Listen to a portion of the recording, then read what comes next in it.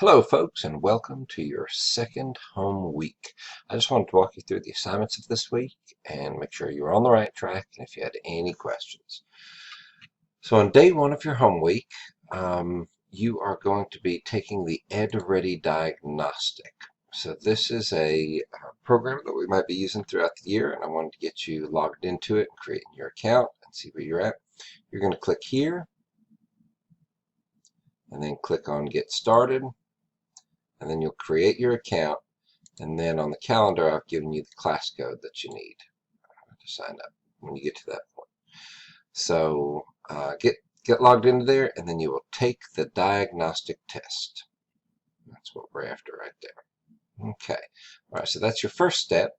And then you also want to get in your 15 minutes of reading time. Now, that doesn't all have to be on today. I'm just trying to spread things out a little bit to give you time over the week to get everything done. Then on day two, you can study those literary terms. You've got another, if you like using Quizlet, which I think is a great thing, you can go to your cards. All right, and you can practice those cards and get those down. And there's also a Quizlet app, of course, if anybody would prefer to do that on their phone.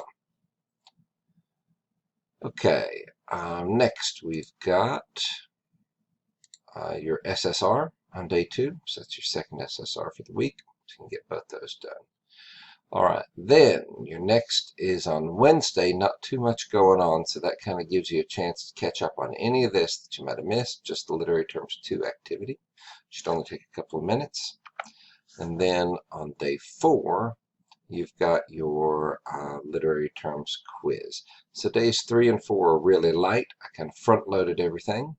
So if you get behind a little bit, you can take care of it. Just make sure that everything's due on Thursday, because on Friday, that's when I finalize all the grades for the week and enter in any zeros and make phone calls home and things like that. All right, let me know if you have any questions. That is your your second week home assignments.